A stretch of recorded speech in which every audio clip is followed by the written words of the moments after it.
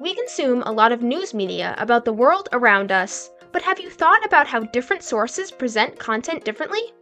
We can be shown the same content in a variety of different ways, affecting how we think about that content.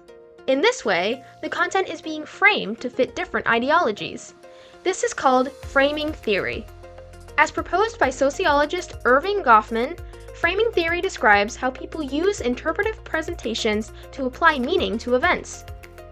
Druckmann and Chong further state how an issue can be perceived from a variety of perspectives, which each have their own implications that impact the conclusions we draw about certain events.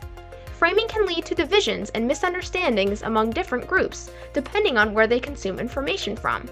Consider climate change. It has been present in the media for decades. To be more specific, global warming, or global temperature rise, is a hot-button issue that has been addressed by many news outlets over the years.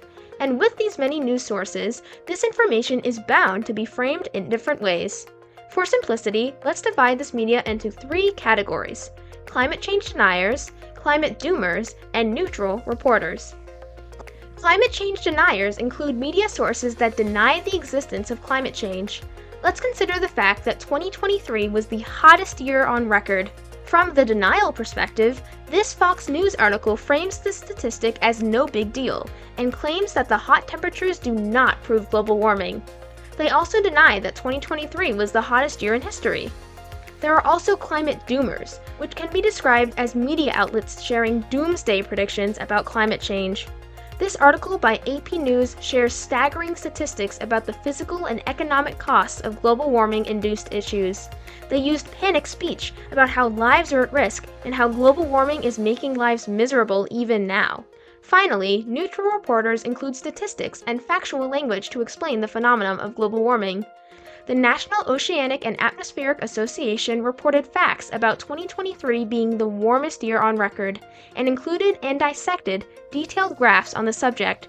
However, they did not include any framed narratives about the threat to humanity, and they also didn't dampen any of the facts to reduce their severity. Moving beyond these categories, consider partisan divisions when regards to framing global warming.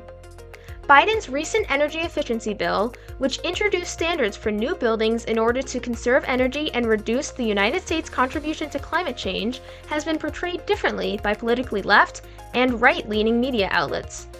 Left-leaning outlets like Environment America and CNBC reported how Biden's energy bill will help Americans save large amounts of money and reduce the country's climate impact.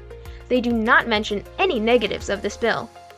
However, Fox News frames this bill as a war on household appliances and a threat to Americans' pocketbooks, as well as honing in on how Biden focuses on small appliances, like gas stoves and light bulbs, instead of the long-term effects and reasons behind the bill.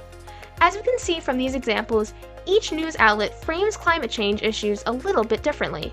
It is up to us to look at these sources with a critical eye and recognize when a bias or intention is placed to frame the media we consume. So, do your research, employ critical thinking, and stay smart. Thank you so much for watching.